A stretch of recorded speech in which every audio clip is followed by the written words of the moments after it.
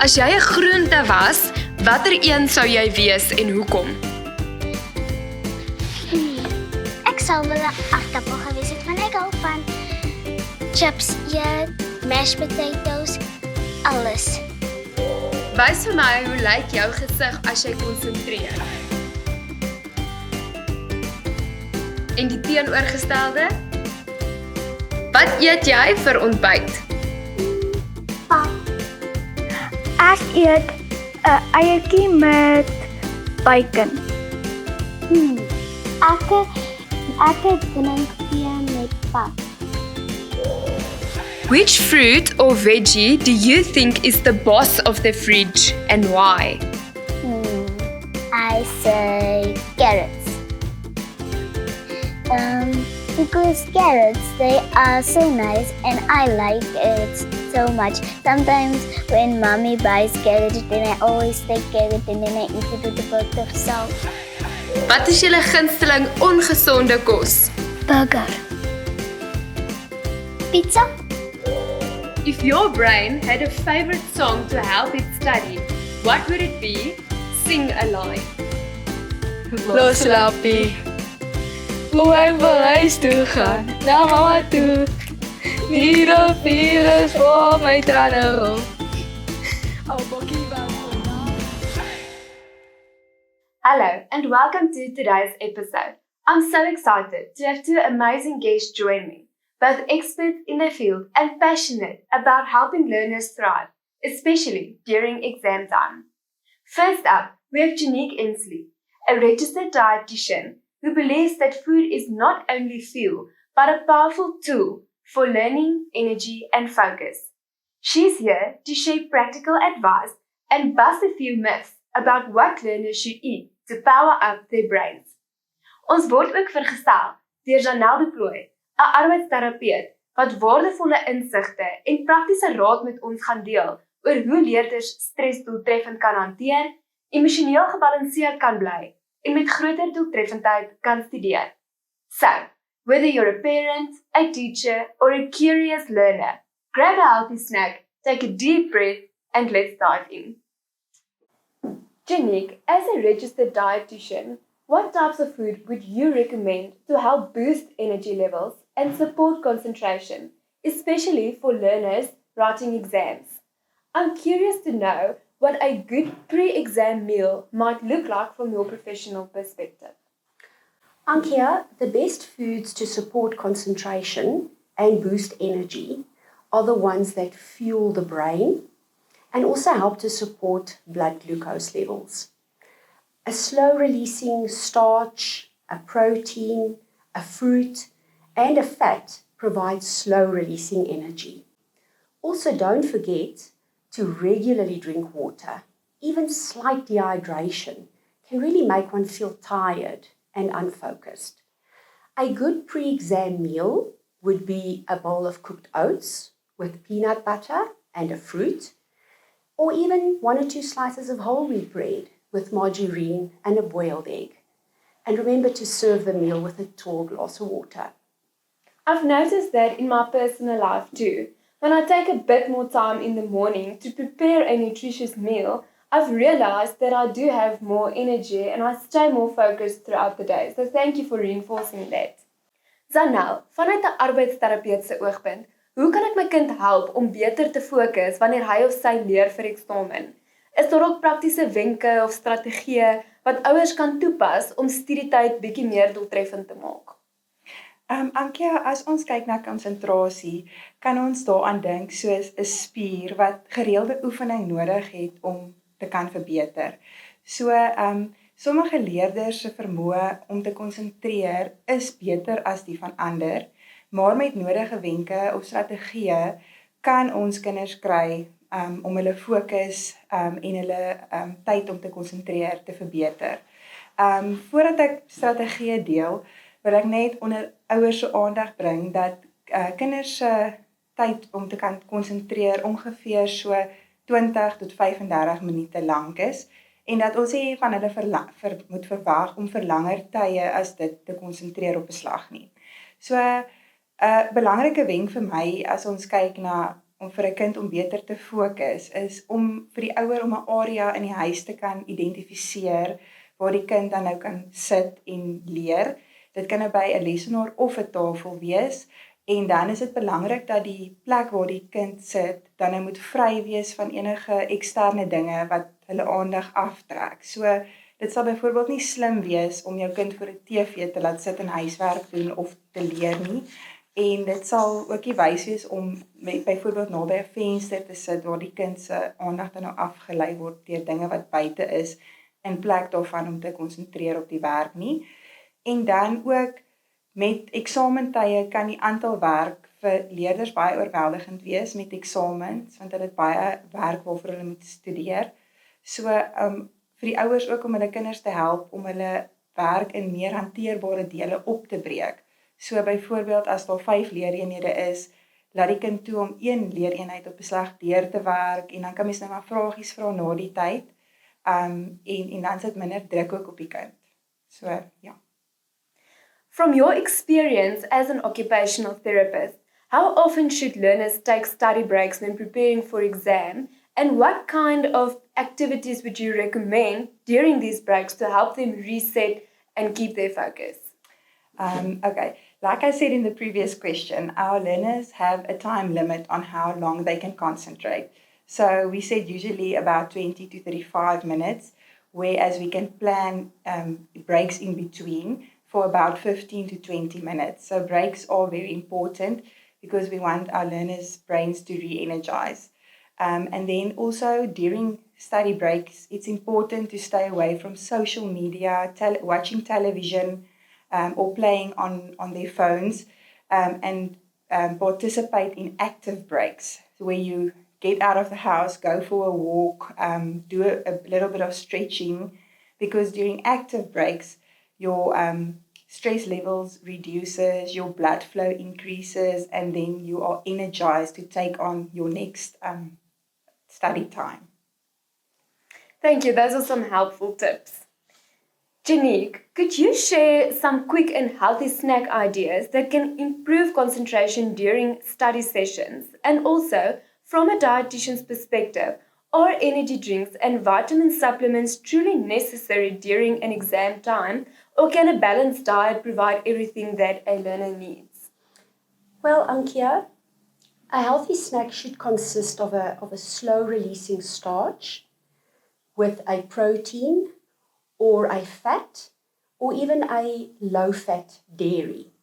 Some quick, easy snacks could be sliced up apple and banana with peanut butter, Greek yogurt with sliced fruit or nuts, a boiled egg or cheese wedges with whole grain crackers, homemade popcorn with a trail nut mix, or even a smoothie that consists of a fruit, a yogurt, and oats.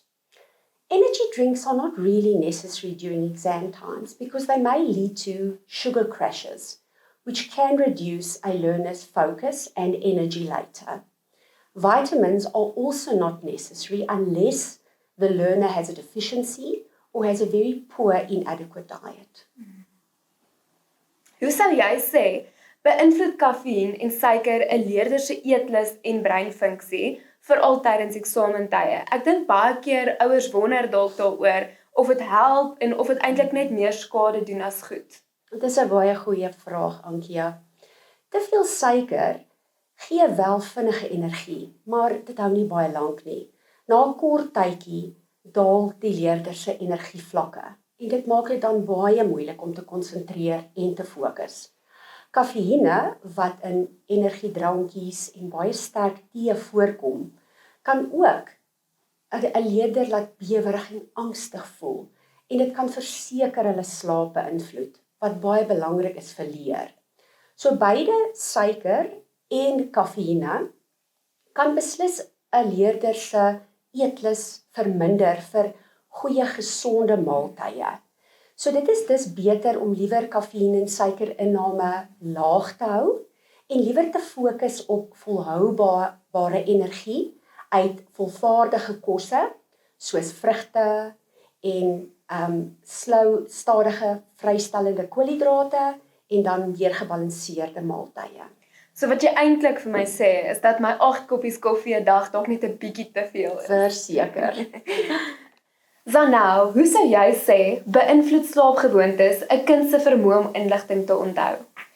Ankia, 'n laerskoolleerder het ongeveer 9 tot 12 ure se slaap nodig om optimaal te kan funksioneer deur die dag. So met te min slaap het dit 'n groot impak op 'n leerder se vermoë om inligting te onthou, sowel as op 'n leerder se emosionele welstand. So met genoegsame slaap sal dit die leerder help om inligting makliker te onthou en ook om hulle emosies beter te reguleer. So dan is hulle ook minder geïrriteerd en baierig.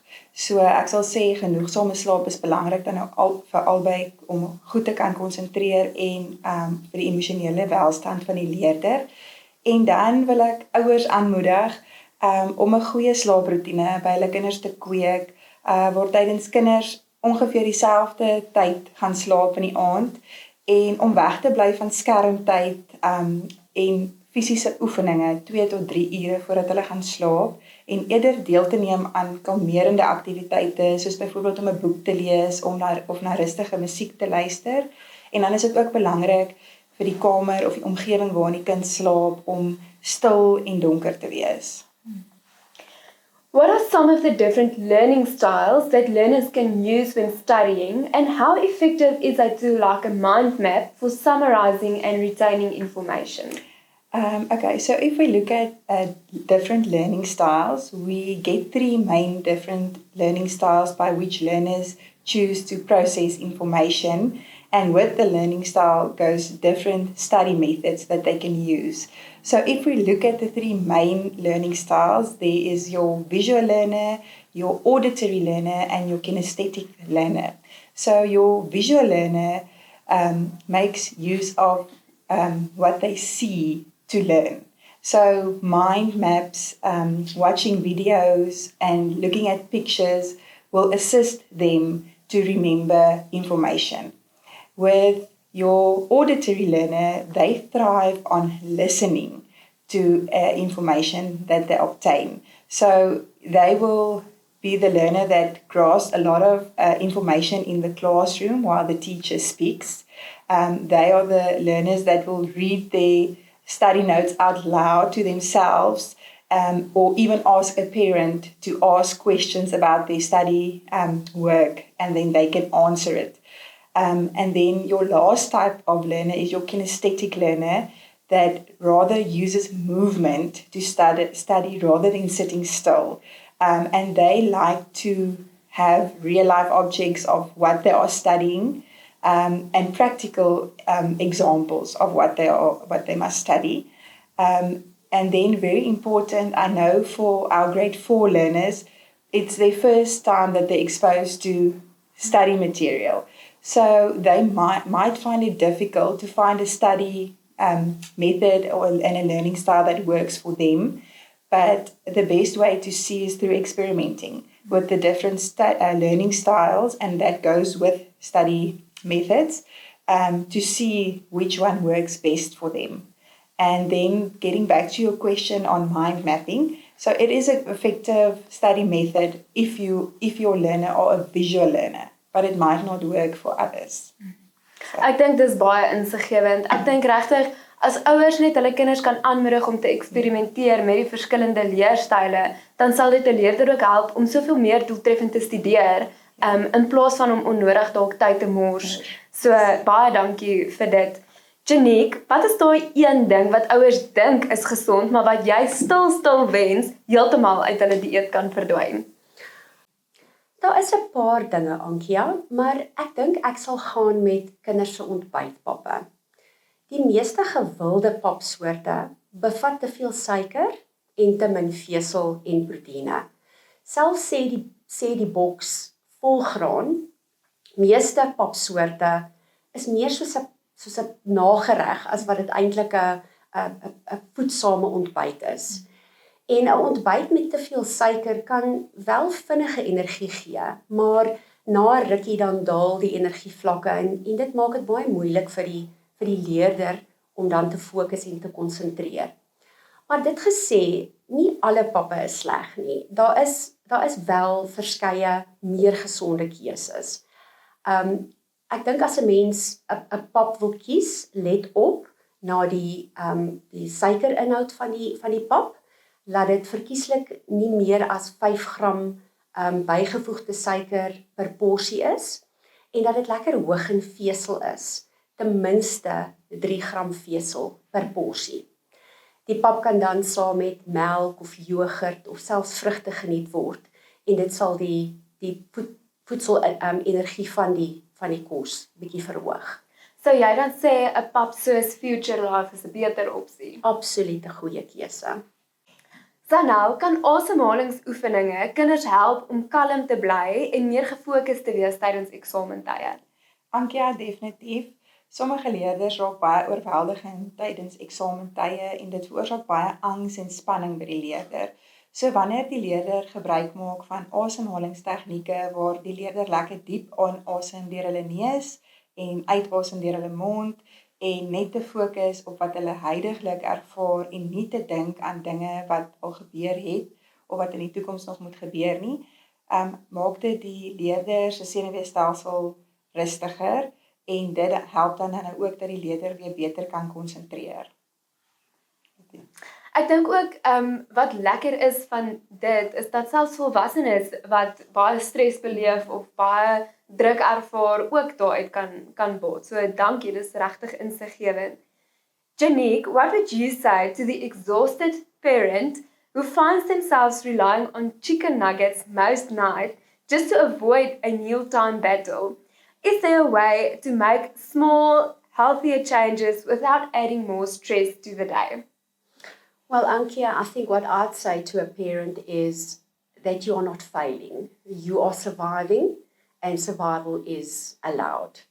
So I would keep the chicken nuggets, but maybe just add some sliced up cucumber or carrot sticks or corn, or maybe even add a fruit bowl onto the table.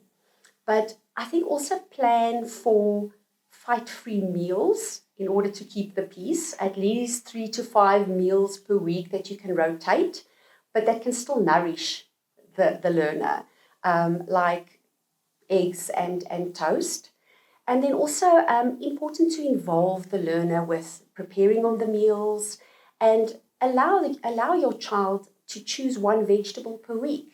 So getting the whole family involved will actually allow more participation amongst the children. And that brings us to the last part of the conversation. A big thank you to Janique and Sanel for the expert advice and warm-hearted tips. But don't go anywhere just yet, because Janique is about to pack a lunchbox with us. She'll be showing us how to build a lunch that's fun, healthy, and full of brain power. And trust me, you don't want to miss that. Stay with us. It's coming up next. Firstly, we need to include a slow-releasing carbohydrate into our lunchbox. Here we have a couple of examples, something like a whole wheat muffin or some Provitas. Also, when choosing a bread, choose a bread that indicates low GI on the packaging. Secondly, we want to include a protein. Remember, protein is brain food, and protein will allow the learner to feel sustained much longer.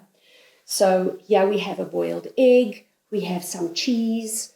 We can also, in place of the protein, we can incorporate a low-fat dairy like a yogurt. Then we need to include a healthy fat. A healthy fat would be something like peanut butter or avocado. And then finally, some fresh fruit and vegetables. So now will you assist me in packing a healthy lunchbox? Yes, I will.